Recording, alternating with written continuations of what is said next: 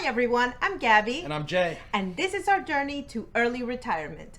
On this channel, we are sharing our journey as we get ready to retire in 6 years or so. If you want to know more about us or want to hear an overview of our plan, you can check out our introduction video. So this video is about budgeting. In both of our careers and our lives even, we spend a lot of time looking at data. We both believe that if you don't measure something, you can't manage it. And if you don't manage it, you can't improve it. So we knew that if we wanted to live our retirement our way, we needed to understand where our money is going. And a budget's basically the way of doing that. Figure out what you take in and what you spend versus what you want to save.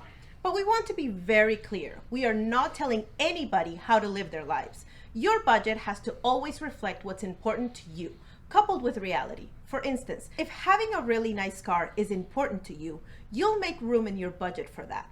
Today, we are sharing our budgeting style, but there are many ways to do it. As always, find what works best for you. As long as you stick with it, it will be beneficial. So, how do you start?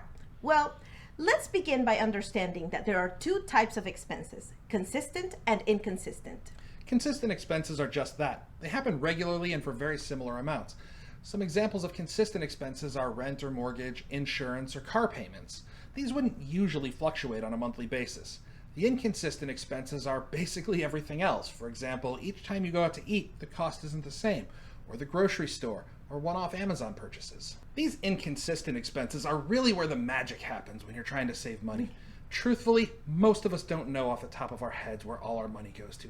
Little things add up, and we've been conditioned to think that $5 here and $10 there is nothing. But that's where the biggest potential for savings comes from. We put all possible inconsistent expenses on our credit card. Why? Two good reasons. First, we get points for things we were going to spend money on anyway. Second, it gives us a single place to look at all those expenses. Our credit card has a decent analytic tool in it to help track transactions. But if you're like us, you'll probably want something better. We use other tools to help us out. There are a lot of tools that you can use to help with budgeting. Even the humble spreadsheet can be used basically for free.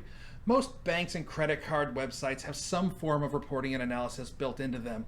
We know that both USAA, Bank of America, and Chase have decent ones. Those are basic tools that'll get the job done, but stepping up to more full-featured budgeting are services like Personal Capital or Mint.com. After those, you get into dedicated budgeting software like You Need a Budget. We rely on Mint for our budgeting. It covers all the things we need, and it has the best price tag of all, free.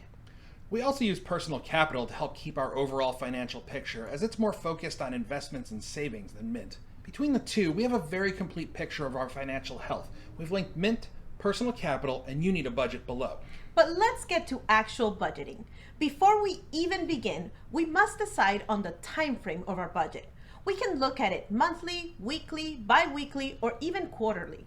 We do our budgets by month. Since many expenses happen monthly, it just makes sense. Once we have decided on the time frame, we can identify the three components of our budget equation: income, savings, and expenses. First, our income. How much do we make, in this case, monthly? That one should be the easiest, as it's usually just is what it is. Then our savings. How much do you want to put away in savings every month? Finally, the part that makes budgeting such a headache, expenses. Here, we're going to use our spending history for the last month or two to list all of our expenses: rent, car payments, gas, groceries, restaurants, insurance, as many as we can think of. We don't need to worry about amounts just yet, just name them. Once we have our list, we can begin creating big categories. That makes our budget manageable. Our big categories are transportation, entertainment, shopping, bills and utilities, personal care, and groceries. Your categories can be whatever you want, as long as all your expenses have a category. It doesn't need to be perfect. In our budget, for example, we have our gym membership under bills and utilities, and shopping also includes donations we choose to make here and there. What matters is that it makes sense to you and that there are no expenses without a category. Then we create subcategories. This will be super helpful to manage categories that go over budget because it makes it easy to identify where we're overspending and adjust accordingly. For example, our entertainment category is divided into eating out, drinks, and other entertainments like concert tickets, museums, movies, and so on. Here, we've identified that the problematic one is usually eating out. So we know that this is the subcategory we have to keep an eye on and not worry so much about the other two.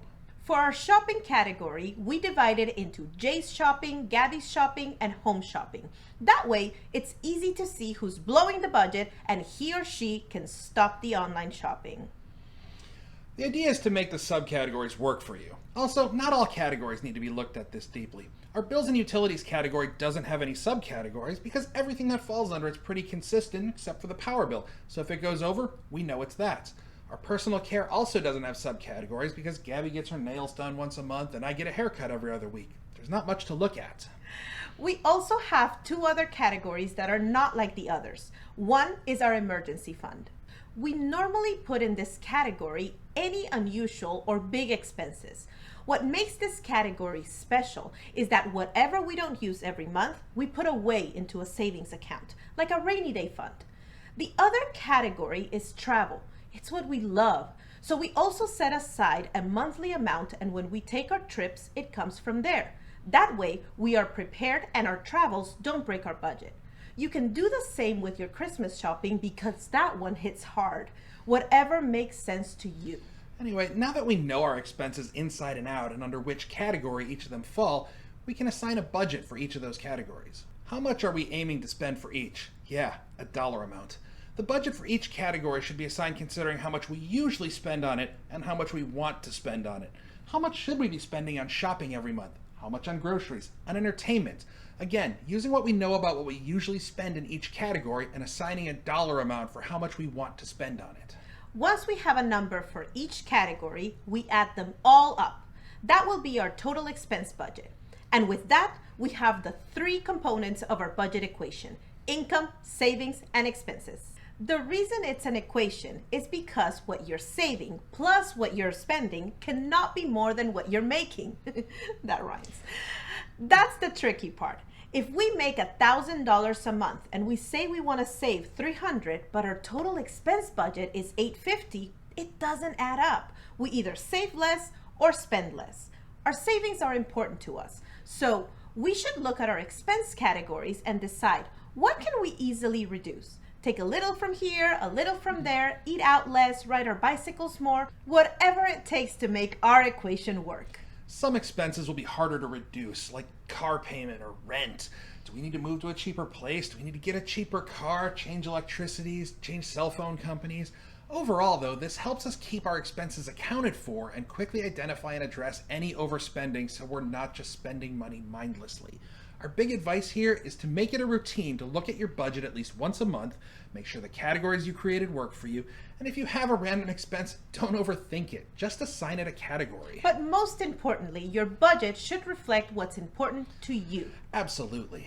Now that you have a budget and you've ensured you're meeting your goals, how do you use it to take it to the next level, optimize your spending, and increase your savings? Think about it. All the money you don't spend is money you can put towards your retirement. The simplest thing to do is to focus on one category at a time.